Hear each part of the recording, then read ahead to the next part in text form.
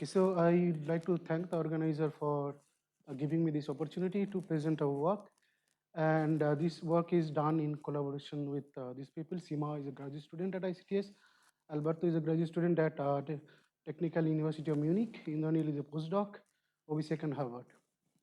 So I'll talk about quasi-particle dynamics in classical integrable systems. So let me say a few words about integrable systems. So these are kind of fine-tuned systems which have extensive number of local conservation laws, and the large-scale motion that is described by aerodynamics can be viewed by considering the system as a gas of quasi-particles. I'll explain what do I mean by quasi-particles. So these are some sample trajectories of hard rod gas and Todachan. These are the two systems I'll discuss, and you can think of them equivalently as gas of quasi-particles. So let me start with hard rods. So this is a system of extended objects. All of them are identical, mass 1, length a, and the dynamics is very simple.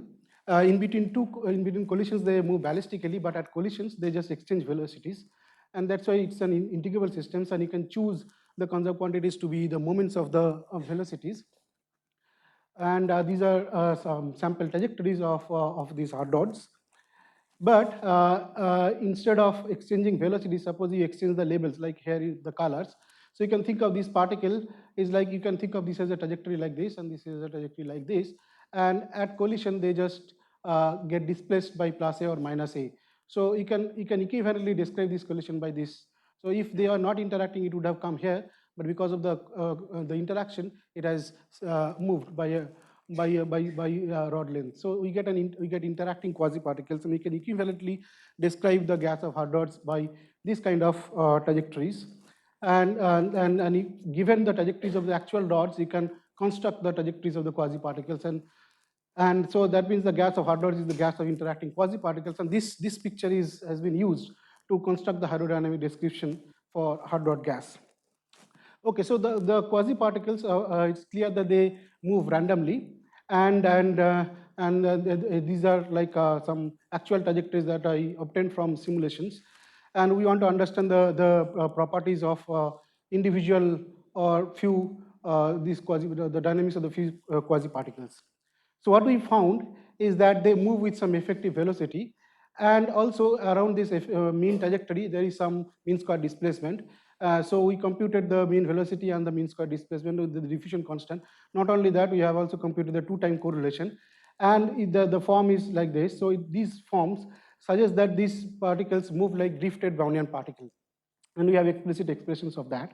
Not only that, we have also looked at correlation between two quasi-particles, and for that we looked at the separation, the variance of the separation in the large T limit, and we find that when their bare velocities are different, the separation increases linearly, the fluctuation of the separation increases linearly. But interestingly, if they start with the same velocity, then at large time the fluctuation of the separation actually saturates, which is like their center of mass fluctuates, but their separation doesn't fluctuate. It's like they move like a coordinated way.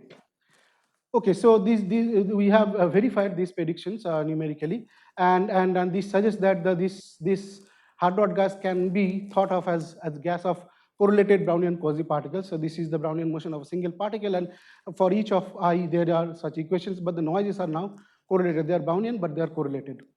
And this description actually allows us to derive a fluctuating hydrodynamic description, and such description was also derived rigorously in the probability literature by Ferrari and Ola. Okay, so this was a story for hard rods. Now I want to do the same thing for production, the quasi-particles.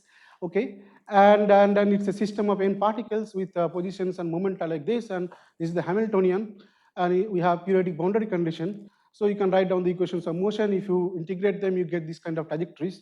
And if you zoom, you see that these particles are actually getting interacting. So there are some scatterings, and you can see that the scattering of three or more particles, composite scattering of three or more particles, can be decomposed into two body scattering. This is actually because this is the integrable structure into the motion of this system. And if we look closely, this two particle scattering, you see that it has a similar structure as hard rods, where you have two particles coming in and they scatter and they go out like this. But here also you can see that there is a particle which with some bare momenta, it comes out with the same momenta, but there is a scattering shift like in hard rod. and similarly here. But only thing is that here the scattering shift depends on the incoming momenta, unlike the Hard case where it is just plus minus A. So we can identify that there are quasi-particles. There exist quasi-particles, but how to mathematically construct the quasi-particle trajectories from the trajectories of actual particles. So for that we use the integrability structure. So for TOTA, you can actually express the equation of motion compactly with this lax structures. You have these lax pair matrices, and all the equations of motion can be written in this matrix form. And these elements are constructed from the momenta and the positions.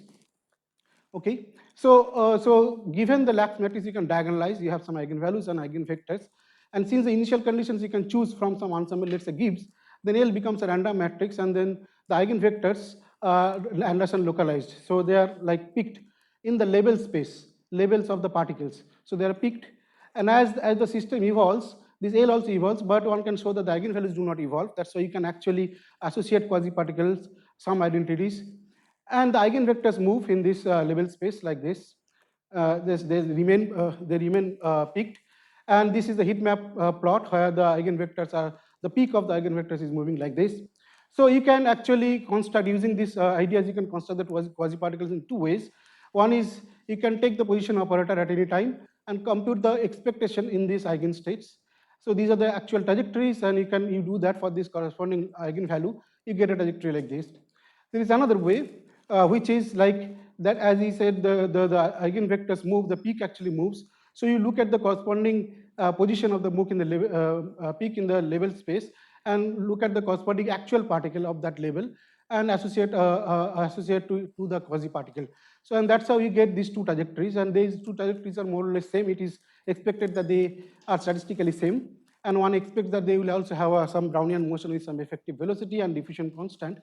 And one can compute this diffusion constant by integrating the velocity correlation. And there are predictions from generalized hydrodynamic calculations of these two quantities as a function of eigenvalues. And we did numerically verify, we compute these trajectories for different thermodynamic states. So these are the thermodynamic states, and this is the Gibbs state from which you can choose the initial conditions and compute the trajectories and compute these quantities as I described. And this is, we see that there are nice agreements. So the thing is, we describe the quasi-particles, how to construct the quasi-particles, what are the quasi-particles, and we try to understand their motion. They move stochastically, and they characterize their motion by effective velocity and diffusion, and in the two models of integrable systems, hard gas and Toda-Chain. Thank you.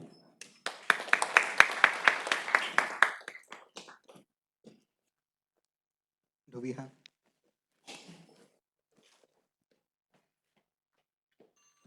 So very interesting. So when you're constructing this approximate trajectory, the deviation from this, have you quantified, and does it depend on the momentum? Which one? The black and the red. Yeah, this, go back. Yeah, this one. Yeah. Yeah, these are the two different definitions, but they are not exactly same, but they are statistically same. But does the deviation between these two depend on the actual momentum of the particles? It depends on that time, what is the actual moment, actual configuration that time. But is there a bound that they have to be close okay, enough? that I did not think about it, what could be the bound of this, but I think since they are statistically same, we expect there should be some bound given the thermodynamic state. So. Any more questions? Yeah. How do we see that they are localized? No, oh sorry. These things are chosen from Gibbs state. Remember, these are the momenta and the positions. And what is this is e to the power minus beta h is the distribution. So you choose the positions and momenta from that distribution and construct this matrix. So these are random matrices. These are random elements. So, and then you diagonalize it and you get Anderson localizations. Yeah. Thank you.